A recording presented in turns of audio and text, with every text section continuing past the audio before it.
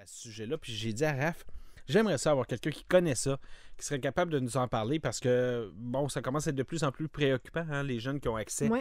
à une certaine pornographie, tout de même assez jeune. Donc, tu me dis, j'ai une personne pour toi, elle s'appelle Florence Bonneau, elle est sexologue et éducatrice à la sexualité chez les jeunes. Donc, on va aller le rejoindre. Bonjour, Mme Bonneau. Bonjour. Comment allez-vous? Ça va très bien et vous? Très bien, merci. Donc, on dit que les dangers... En fait, je vais commencer par les dangers de consommation précoce de pornographie chez les jeunes qui commencent de plus en plus tôt à consommer la pornographie. Oui. Qu'est-ce que vous voulez savoir à ce En sujet-là? fait, je veux savoir qu'est-ce qui est préoccupant par rapport à ça. Est-ce que c'est bon? Est-ce que c'est mauvais? En fait, la pornographie reste quand même un outil, entre guillemets, d'éducation à la sexualité pour certains jeunes. Par contre, ça crée beaucoup de désinformation sur plusieurs plans parce que ça véhicule beaucoup de stéréotypes, ça crée beaucoup de croyances erronées au sujet de comment se passe l'acte sexuel en soi. Donc, oui, ça a quand même des conséquences.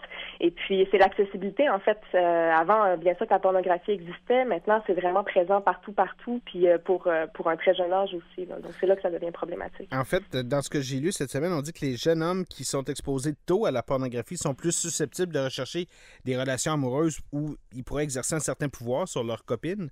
Et puis à l'inverse, les gens qui ont une consommation de pornographie trop tardive, c'est le risque de développer des comportements un peu plus volages, un peu plus infidèles.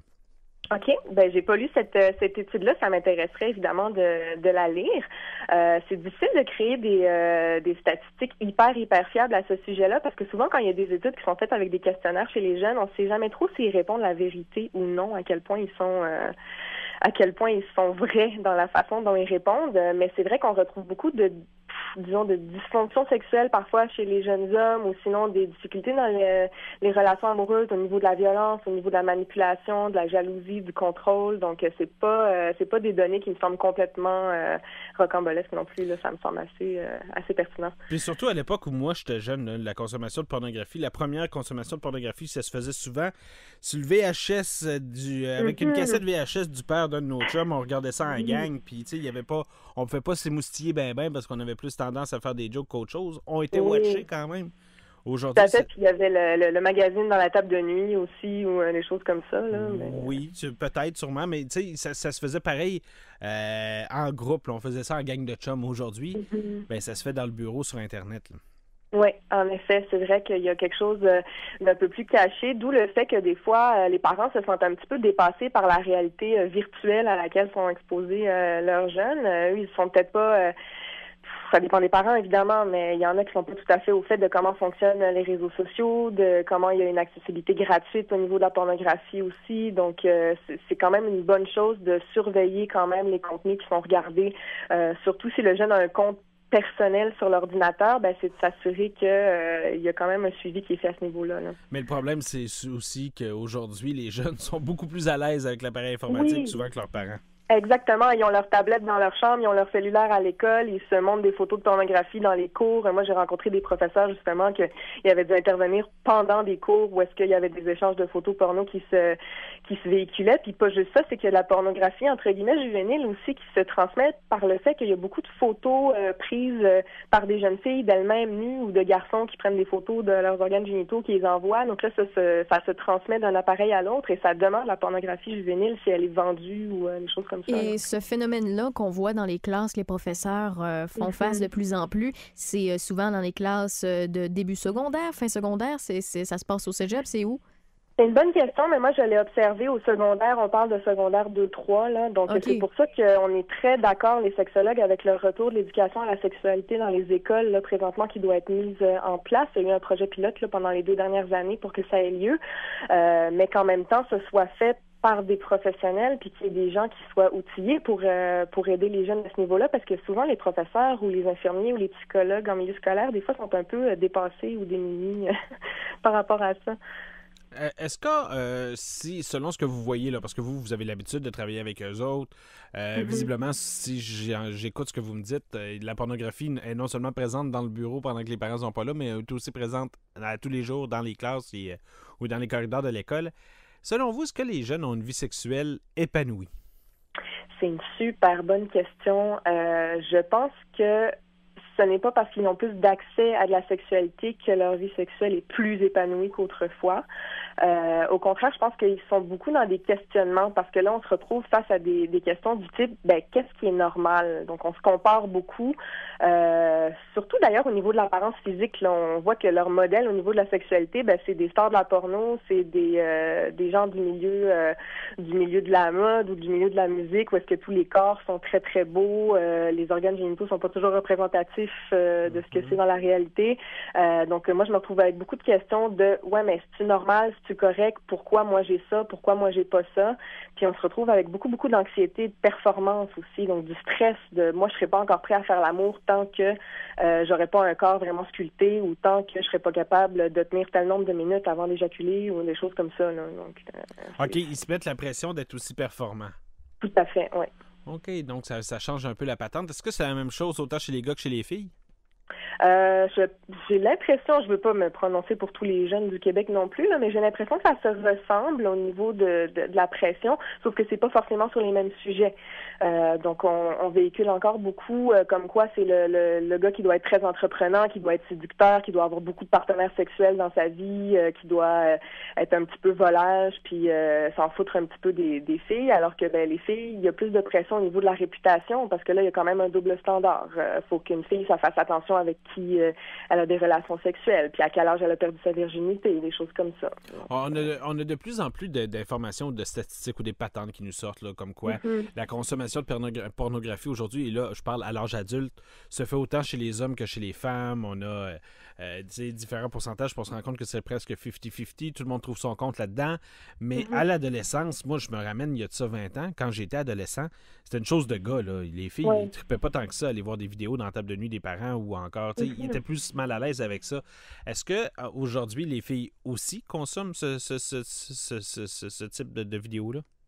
Ça se pourrait qu'elle le consomme un peu moins que les garçons, mais encore là, je pense que ça se développe beaucoup de ce côté-là aussi, sauf que les filles sont plus gênées d'en consommer. En gars, on va faire des blagues par rapport à ça, on va se passer des vidéos via Facebook, ou on va en discuter ouvertement dans la cour d'école, alors que les filles sont pas tout à fait sûres si leurs amis le font aussi. Donc oui, j'ai des filles qui m'arrivent et qui me posent des questions à savoir pourquoi c'est pas correct pour une fille de regarder de la pornographie, puis je me sens mal de le faire, etc. Là. Jusqu'à quel point les habitudes ou encore les tendances ou la consommation de sexualité qu'on fait quand on est adolescent ou préadolescent peut avoir un impact sur nos habitudes sexuelles qu'on va garder toute nos vies finalement? C'est intéressant parce que ça va prendre les études, comme on appelle les études longitudinales pour savoir à quel point ça va avoir un impact.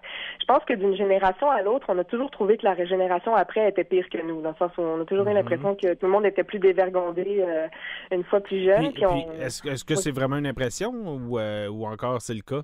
Moi, je pense qu'il y a certaines exagérations de ce côté-là, puis c'est ce que j'essaie de relativiser des fois dans certains milieux scolaires ou communautaires ou même institutionnels, c'est que ce qu'on appelle l'hypersexualisation, c'est un phénomène social parce que c'est vrai qu'on a beaucoup de nudité, de sexualité un peu partout sur les médias sociaux, sur Instagram, dans les publicités, etc.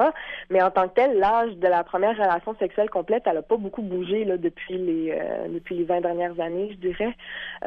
Et puis c'est sûr qu'il y a peut-être des comportements qui sont plus mis à jour, parce que là, on parle de... On voit dans des séries télévisées certaines choses, on a plus de reportages. Il y en a eu un il n'y a pas longtemps sur l'amour au temps du numérique, justement, avec ce que ça crée au niveau de Tinder, au niveau de Facebook, etc.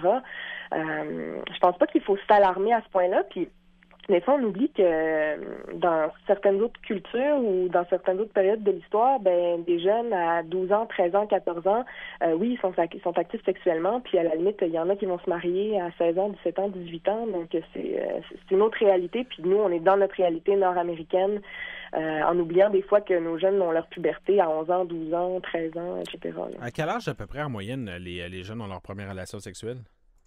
Encore là, ça dépend ce qu'on entend par relation sexuelle, mais si on parle de pénétration pénis-vagin, en général, c'est entre 15 et 16 ans, là, 15 ans et demi à peu près. OK, oui, non, effectivement, ça n'a pas changé tant que ça. Non. Par contre, effectivement, moi, l'impression que ça me donne, c'est que les jeunes aujourd'hui, ben, ils ont des fantasmes, ils se développent des affaires, ils ont des positions qu'ils veulent essayer, tandis que dans notre temps, nous autres, notre fantasme, c'était de voir une fille tout nue, bâtard, ça va-tu finir par arriver? Donc, c'est peut-être à ce niveau-là que ça peut changer plus que l'âge à laquelle on est prêt à le faire. Mais d'où le fait que je pense que les jeunes ils ont un réel besoin qu'on leur parle des vraies affaires au niveau de la sexualité, dans le sens où ils sont peut-être un peu tannés qu'on leur dise comment mettre un condom puis qu'est-ce que ça va faire si tu attrapes l'herpès génital, mais ils aimeraient ça probablement qu'on leur parle de séduction, d'intimité, de communication, ils se demandent justement comment on fait si on s'est fait dire non, comment on gère le consentement. C'est toutes des choses qui sont très relationnelles puis qui tournent autour de la sexualité.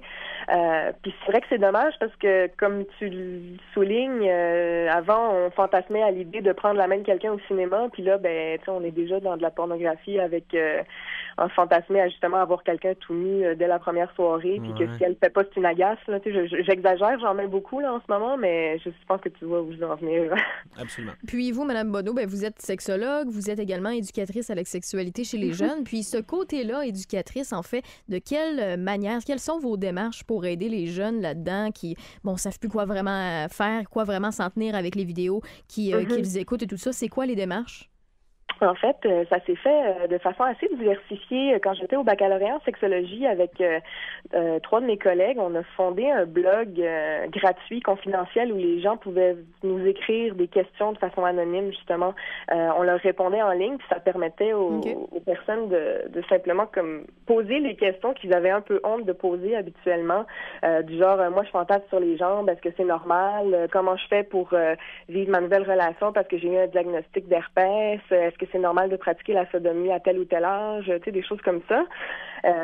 Puis suite à ça, en fait, après avoir eu mon diplôme, on a fondé une agence de services en éducation à la sexualité. Ça s'appelle Option Sexologie.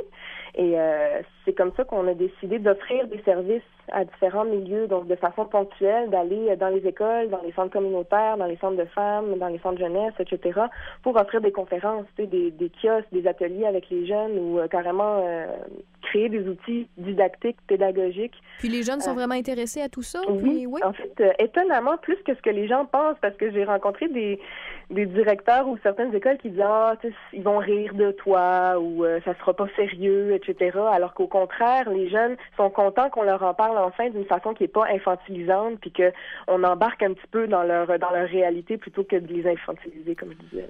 Et puis, bon, là, je sais que vous allez... que toutes les occasions sont bonnes pour parler d'un retour d'un cours de sexualité à l'école, là. Oui, tout à fait. Vous militez en faveur de ça. Qu'est-ce que vous recherchez? Parce que puis je fais souvent le lien avec par rapport à moi, à un moment donné, c'est ce que j'ai vécu, là. Moi, à ce que je vois, c'est que j'avais beaucoup plus de relations, ou encore, relations, c'est peut-être pas le bon terme, mais j'avais beaucoup plus de discussions en classe concernant la sexualité faites par un enseignant à mon époque que les enfants aujourd'hui, là. Tu sais, chez nous, les enfants, ben, en fait, c'est les enfants de ma blonde. Le plus vieux est au secondaire, puis c'est pas quelque chose duquel il entend parler à l'école, là. Ben, c'est qu'en fait, ce que peu de gens savent, c'est qu'au début des années 2000, en fait, il y a eu comme une espèce de transformation au niveau de l'éducation à la sexualité, où est-ce qu'on s'est dit de bonne foi qu'en fait, ça serait un peu la job de tout le monde de parler de sexualité aux jeunes. Donc, autant les surveillants dans la cour d'école que les enseignants, que l'infirmière, l'infirmier, etc. Sauf que, malheureusement, on le sait, parfois, quand c'est la job de tout le monde, ben ça devient la job de personne. Donc, moi, à mon époque, les surveillants dans la cour d'école, ils faisaient pas juste en jaser. En tout cas, ça, c'est une autre histoire. D'accord. Mais donc, je pense qu'en effet, tout le monde s'est un peu lancé la balle dans les dernières années et c'est devenu carrément une question de santé publique dans la mesure où là, il y a eu une recrudescence au niveau des ITS, des infections transmissibles sexuellement chez les jeunes, assez drastique. Et puis, c'est pour ça qu'il y a eu donc des pétitions à l'Assemblée nationale, puis que le ministère a vraiment considéré donc réimplanter l'éducation à la sexualité de façon plus organisée dans les écoles. Puis les parents aussi, est-ce que vous parlez avec les parents? Est-ce que vous les coachez un peu? Parce qu'on sait que c'est délicat, là. Les parents ne sont pas toujours à l'aise d'avoir ces sujets de conversation-là avec les enfants. Ça m'est arrivé à quelques reprises, c'est pas la majeure partie de ma clientèle, mais en effet, ils sont parfois un peu démunis parce que autant les parents sont pas toujours à l'aise, comme vous disiez, d'en parler avec les jeunes, ils n'ont pas forcément les connaissances non plus, parce qu'on peut pas leur demander de tout connaître à ce sujet-là. Mais en plus, c'est pas tous les jeunes qui ont le goût de parler de ça avec leurs parents non plus. Donc, ça reste une discussion qui est pas toujours toujours facile à avoir. Voilà qui est un excellent point. Florence Bonneau, je vous remercie infiniment de nous avoir donné un peu de temps aujourd'hui. Ça nous aide à comprendre un peu mieux la patente, puis finalement, on se rend compte qu'effectivement, la consommation de pornographie, c'est peut-être un peu trop facile actuellement pour les jeunes, puis on se rend compte aussi en même temps qu'on n'a pas le choix de dealer avec, donc oui, vivement le retour du cours de la sexualité à l'école. Ben oui, éduquer, c'est toujours la meilleure solution. Je vous remercie infiniment. Merci, au revoir. Bonne rentrée, là, j'espère que vous ne serez pas trop dans le jus. Ben oui, merci. Bye.